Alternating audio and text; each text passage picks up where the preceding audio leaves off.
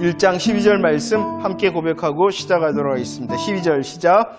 여호와께서 이같이 말씀하시기를 그들이 비록 강하고 많을지라도 반드시 멸절당하리니 그가 없어지리라. 내가 전에는 너를 괴롭혔으나 다시는 너를 괴롭히지 아니할 것이다 라고 말합니다.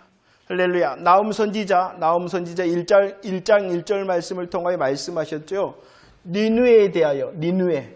나움 선지자는 누구를 향하여 말씀합니까? 니느웨에 대하여 말씀합니다. 그런데 그 말씀의 시작이 뭐였냐 그러면 니느웨에 대한 경고라 이렇게 시작하였다는 것입니다. 곧 이 나움서의 내용의 말씀은 뭐냐 그러면 니느웨에 대한 심판의 말씀이었습니다. 그래서 오늘 읽었던 이 12절 말씀에서도 심판을 선언합니다. 니느웨 너희들 어떻게 될 것이다?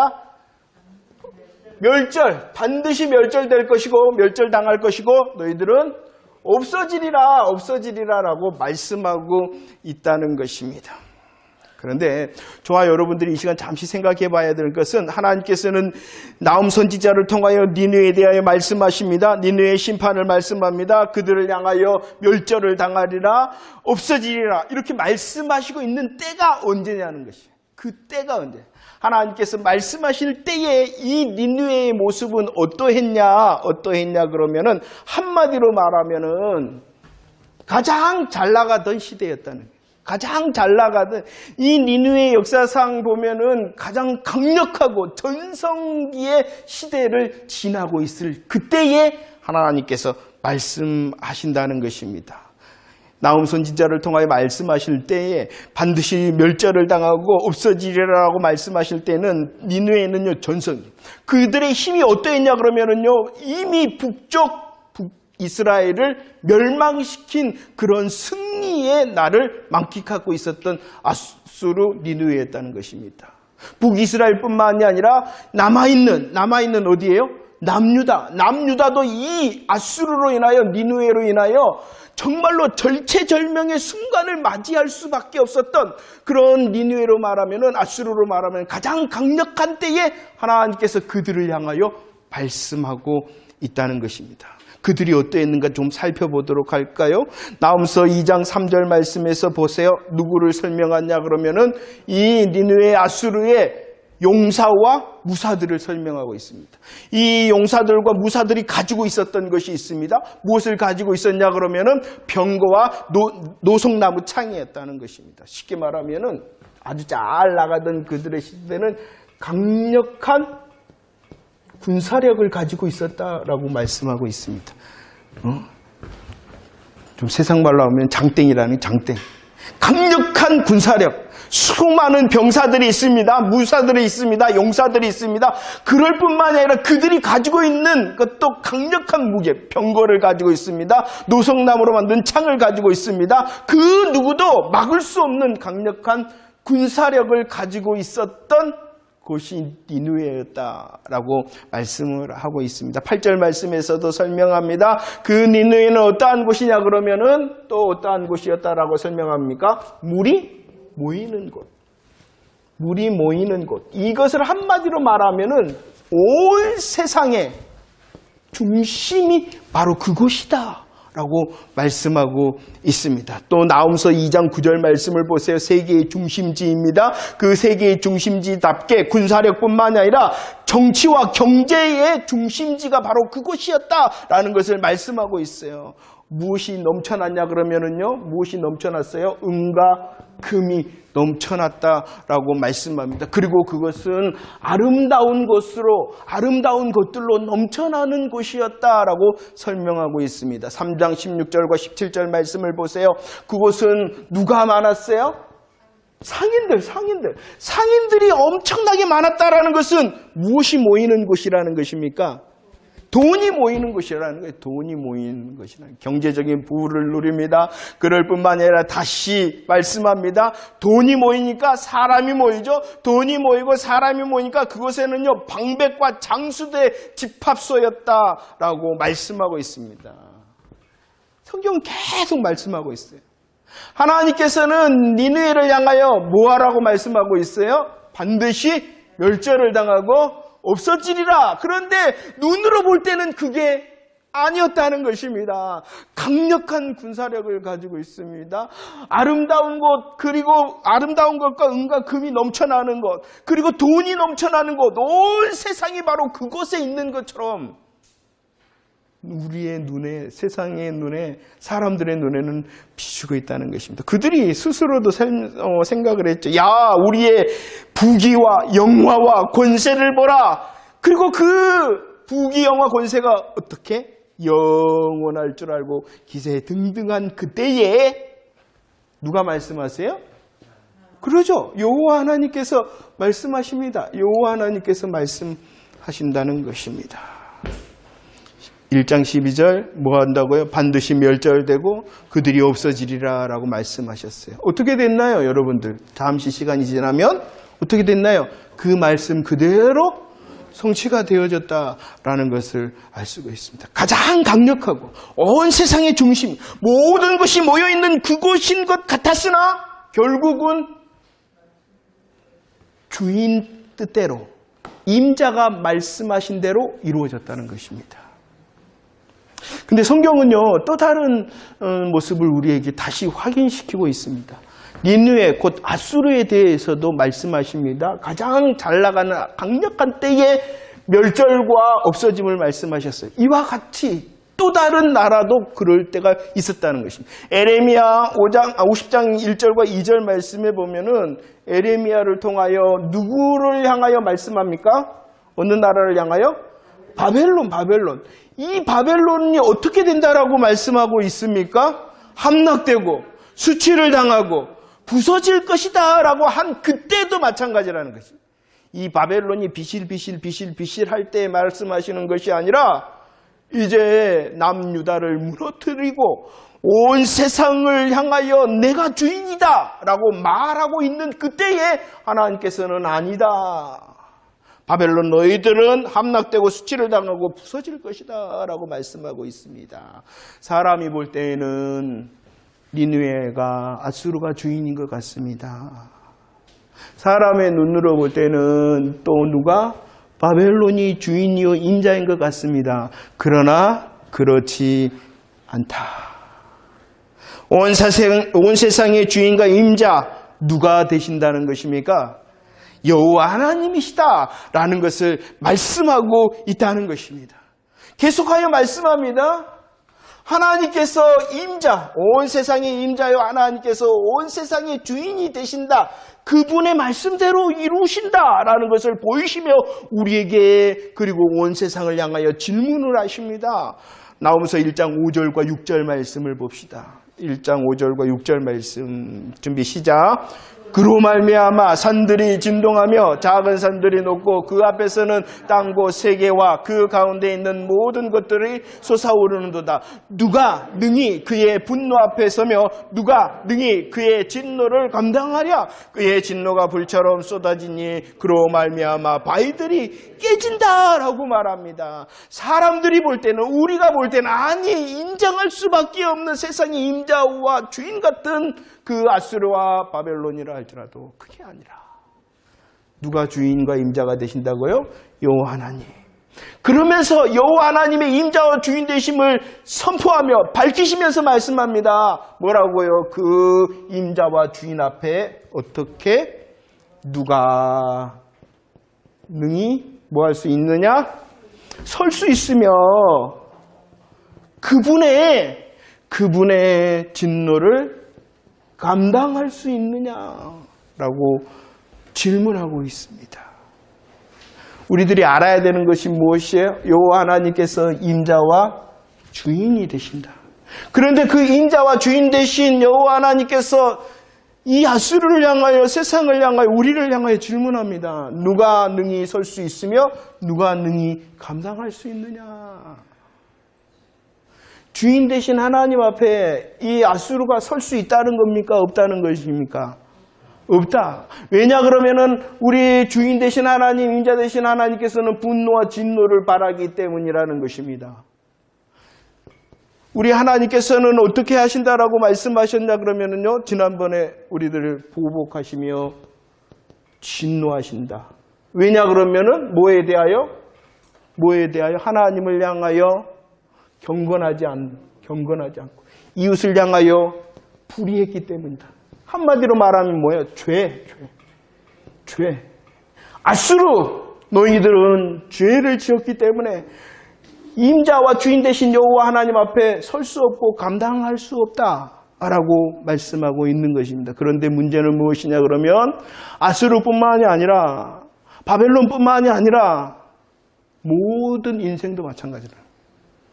주인이 되십니다. 임자가 되십니다. 그런데 그 주인과 임자가 질문하고 누가 내 앞에서 능히 설 수 있으며 감당할 수 있느냐라는 이 질문 앞에서 그 누구도 아수르뿐만이 아니라 모든 인생도 설 수 없고 감당할 수 없습니다라고 말할 수밖에 없다는 것이에요.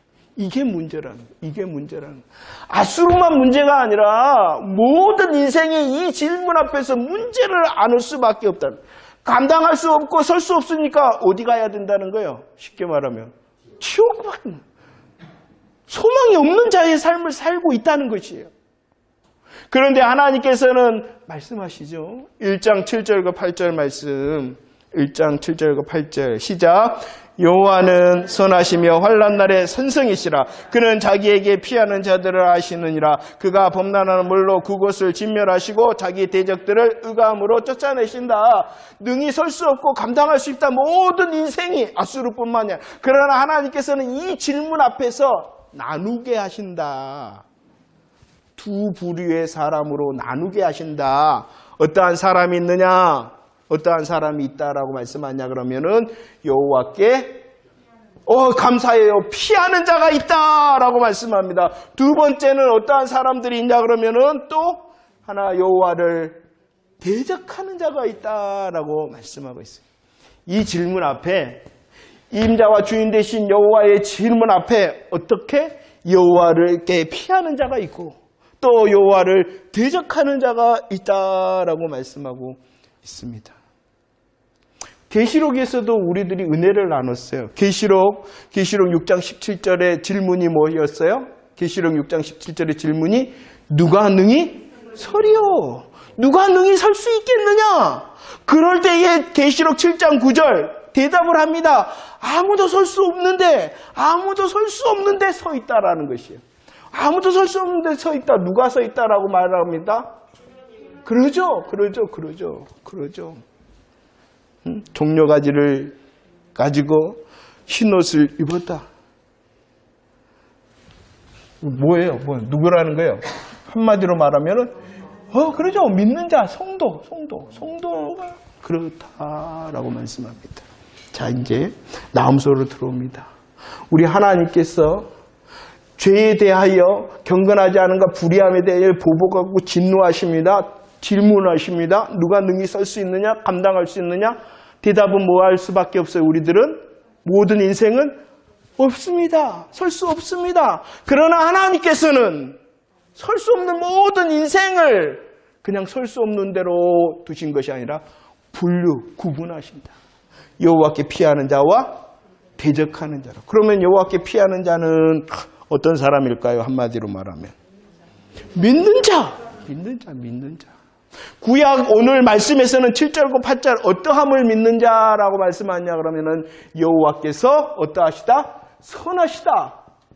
또 여호와께서 무엇이 되신다? 산성이 되신다라는 것을 믿는 자. 이것을 신약으로 말하면은 복음을 믿는 자. 그러면 대적하는 자는 어떠한 사람일까요? 믿지 않는 자예요. 무슨 나쁜 일 했다. 무슨 악한 일 했다.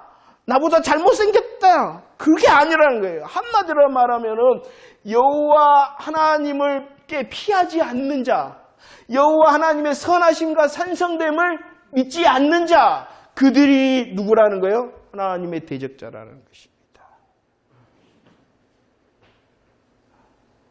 자, 여러분들은 어디에 속한 자입니까? 네? 정말이십니까? 여호와께 피하는 자 맞습니까? 여호와 하나님께서 선하시며 나의 산성이심을 믿습니다라고 고백하는 자 맞습니까? 예수 그리스도의 십자가 부활의 고백을 하는 자 맞습니까?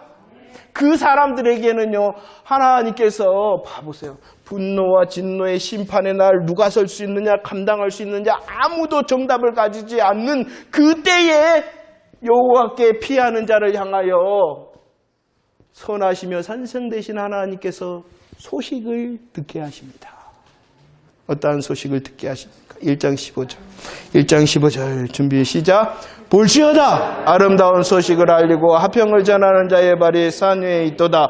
유다야 너의 절기를 지키고 내 소원을 갚을지어다. 악인이 진멸되었으니 그가 다시는 내 가운데로 동행하지 아니하리로다 하시니라. 듣게 하십니다. 무엇을 듣게 하십니까? 아름다운 소식을 듣게 합니다.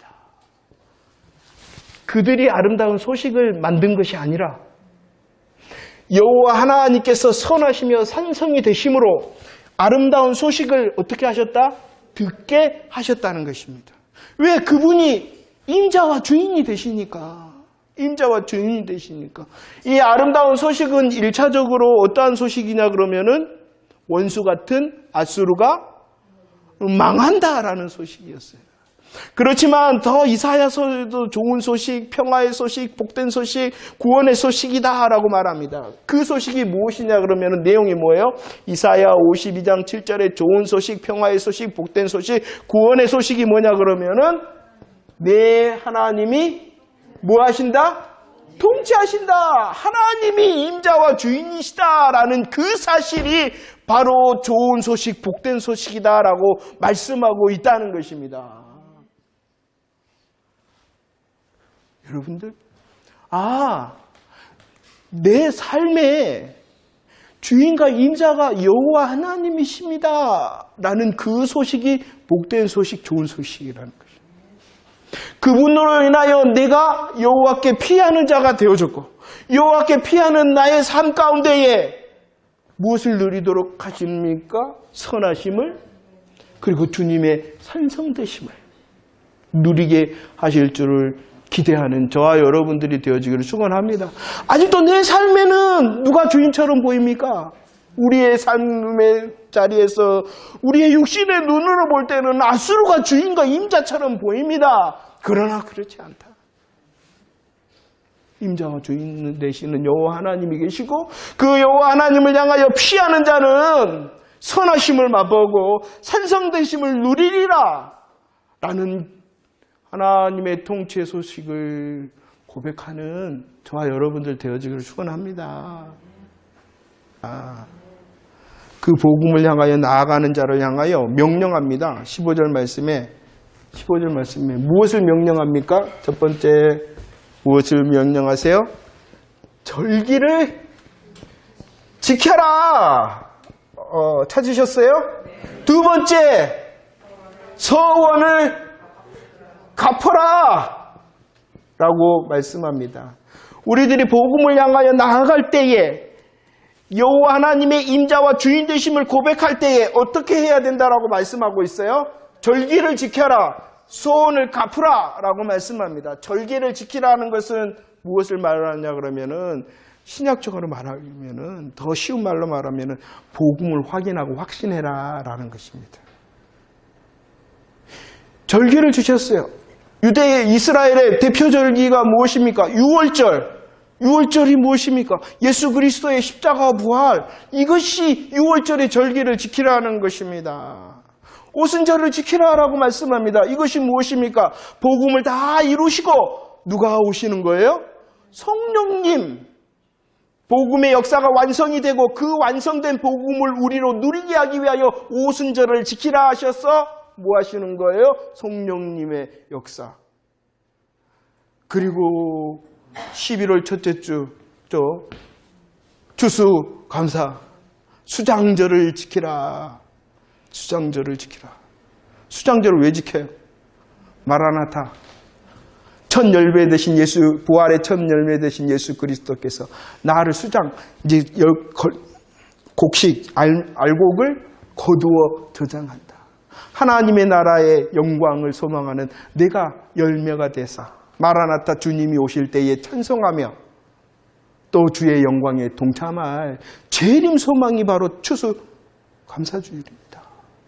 1년 농사 잘 돼서 고맙습니다. 그거에 머무르면 복음의 진수를 모르는 거예요. 복음을 알지 못하는 거예요. 복음을 알지 못해. 참 아쉬워요. 그런 푸닥거리는 예수 안 믿어도 합니다. 우리에게 지킨 절기는 예수 그리스도 복음을 확인하고 확신하라. 여기서도 마찬가지입니다. 이해가 되십니까? 절기를 지켜라. 너가 정말로 예수 그리스도 여호와 하나님을 임자와 주인이 되시고 그 하나님으로 인하여 온 세상이 경영되어지고 나를 향하여 산성과 선하심을 맛보게 한다. 그 복음으로 나아가기 위해서는, 그 놀라운 영광으로 나아가기 위해서는 다시 해야 돼요. 절기를 지켜야. 복음, 예수 그리스도의 십자가 부활의 복음을 확인하고 확신하라는 거예요. 하는 것이. 절기를 지키라는 것은 복음을 확인하고 확신해라. 그 다음에 무엇하라?